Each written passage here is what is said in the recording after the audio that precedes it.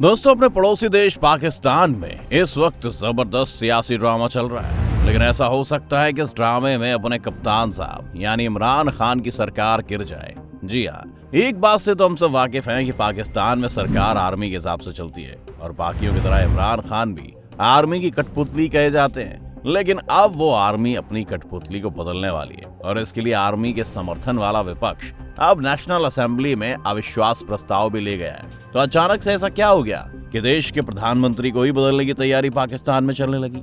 और ऐसा होता है तो कौन होगा पाकिस्तान का प्रधानमंत्री? चलिए जानते हैं। शुरुआत एक बड़ी दिलचस्प रिकॉर्ड से करता हूँ। रिकॉर्ड ये है कि पाकिस्तान में आज तक कोई भी प्रधानमंत्री अपना 5 साल वाला कार्यकाल पूरा नहीं कर पाया और अब तक ऐसा लग रहा था कि पाकिस्तान को पहला वर्ल्ड कप जिताने वाले कप्तान साहब यानी इमरान खान इस रिकॉर्ड को तोड़ देंगे और पाकिस्तान के इतिहास में अपना कार्यकाल पूरा करने वाले पहले प्रधानमंत्री बनेंगे। लेकिन इस वक्त के हालात को देखते हुए ऐसा लग रहा है कि वर्ल्ड कप विनिंग कप्तान इस सियासी खेल में हार जाएंगे, जिसका मतलब ये है कि ये रिकॉर्ड बरकरार रहेगा। अविश्वास प्रस्ताव। विपक्षी दलों के नेताओं ने प्रधानमंत्री के खिलाफ अविश्वास प्रस्ताव नेशनल असेंबली सचिवालय में जमा कराया है और इसके साथ साथ उन्होंने असेंबली का सत्र बुलाने की भी मांग की है।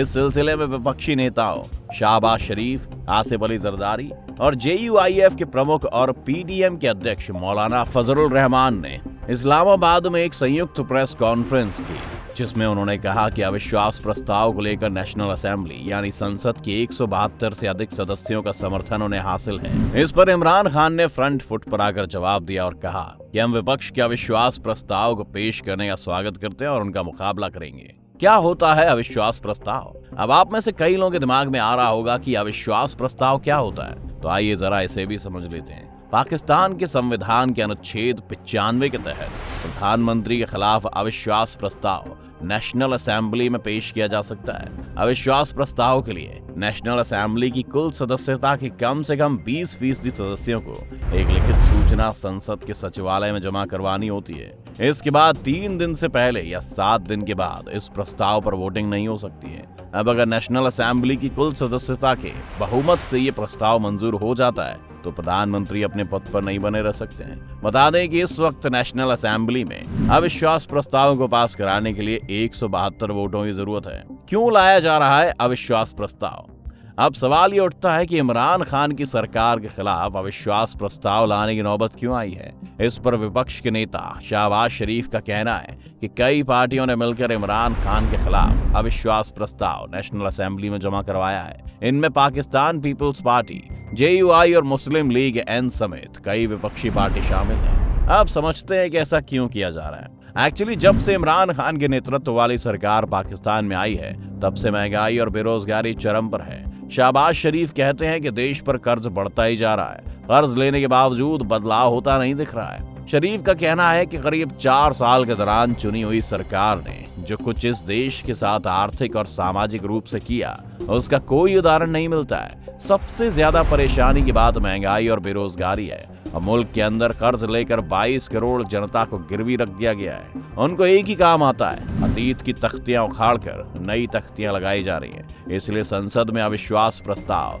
राष्ट्रहित के लिए किया गया है। किसके पास कितने वोट? पाकिस्तान की नेशनल असेंबली के नियमों के मुताबिक नेशनल असेंबली का स्पीकर अविश्वास प्रस्ताव पेश किए जाने के 3 से लेकर 7 दिन के दौरान असेंबली में इस पर वोटिंग करवाने को लेकर प्रतिबद्ध है। असेंबली या संसद की वेबसाइट के मुताबिक सत्तारूढ़ पार्टी PTI के पास सहयोगी दलों के साथ 178 सदस्यों का समर्थन हासिल है और पाकिस्तान की नेशनल असेंबली में सरकार बनाने के लिए 172 सदस्यों की जरूरत होती है। इन सदस्यों में सत्तारूढ़ PTI के 155 सदस्य, MQM के 7, BAP के 5, मुस्लिम लीग Q के 5 सदस्य, GDA के 3 और अवामी मुस्लिम लीग का 1 सदस्य गठबंधन सरकार का हिस्सा है। कुल मिलाकर बात यह है कि इमरान खान के पास जरूरत से महज 6 सदस्य ज्यादा हैं। ऐसे में उनके लिए विश्वास प्रस्ताव बेहद खतरनाक साबित हो सकता है। दूसरी ओर विपक्षी गठबंधन की कुल सदस्यों की संख्या 162 है।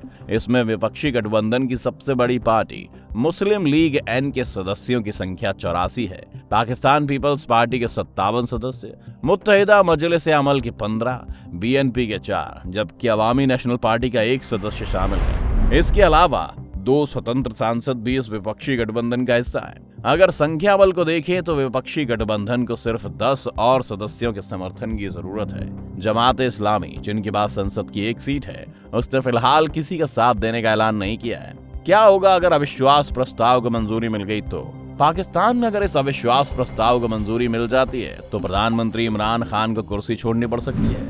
अविश्वास प्रस्ताव की सफलता के लिए 172 सीटों की जरूरत होती है, लेकिन विपक्षी गठबंधन की पार्टियों ने दावा किया है कि नेशनल असेंबली में उनके पास 200 सदस्यों का समर्थन है। अगर ऐसा होता है तो पहले से ही मुश्किलों से घिरे इमरान खान के लिए एक बड़ा झटका होगा। पाकिस्तान की मीडिया रिपोर्ट में दावा किया जा रहा है कि सत्तारूढ़ पार्टी पीटीआई के कुछ सदस्यों से भी विपक्षी गठबंधन संपर्क में है, ताकि इस अविश्वास प्रस्ताव पर रोक लगाई जा सके। प्रस्ताव पर इमरान खान। बीते काफी समय से प्रधानमंत्री इमरान खान के खिलाफ अविश्वास प्रस्ताव पेश करने की बात की जा रही थी। हालांकि इसको लेकर कोई वक्त तय नहीं किया गया था। गौरतलब है कि कुछ दिनों पहले प्रधानमंत्री इमरान खान ने पंजाब प्रांत के मीलसी इलाके में एक जनसभा में कहा था कि वो अविश्वास प्रस्ताव के लिए तैयार हैं। उन्होंने विपक्ष से एक सवाल किया कि अविश्वास प्रस्ताव गिर जाने की सूरत में वो विपक्ष के साथ जो कुछ करेंगे, क्या वो उसके लिए भी तैयार हैं? अगला पीएम कौन बनेगा? पाकिस्तानी पत्रकार नजम सेठी ने विभिन्न सूत्रों को हवाला देते हुए बनाया, सेना पूर्व पीएम नवाज शरीफ और उनके भाई शहबाज शरीफ से बात कर रही है और ऐसा लगता है कि इन दोनों में से ही कोई एक पीएम बनेगा। इसके साथ ही आम चुनाव ट्रांजिशनल सरकार के नेतृत्व में कराए जाएंगे। लंदन में रह रहे नवाज शरीफ ने भी ऐसे संकेत दिए थे कि वो जल्द ही देश में वापसी कर सकते हैं। खैर, आगे क्या होता है ये तो वक्त ही बताएगा। आपको क्या लगता है कि इमरान खान अपना कार्यकाल पूरा करके इतिहास रच सकते हैं, या फिर वो भी बाकियों की तरह पहले ही बोल्ड हो जाएंगे? हमें कमेंट करके जरूर बताएं। अगर वीडियो आपको पसंद आई हो तो इसे लाइक और शेयर कर दो, और अगर आप चैनल पर नए आए हैं तो इसे सब्सक्राइब करना मत भूलना। अगर आप ये वीडियो फेसबुक पर देख रहे हैं तो पेज को लाइक और फॉलो जरूर कर लेना।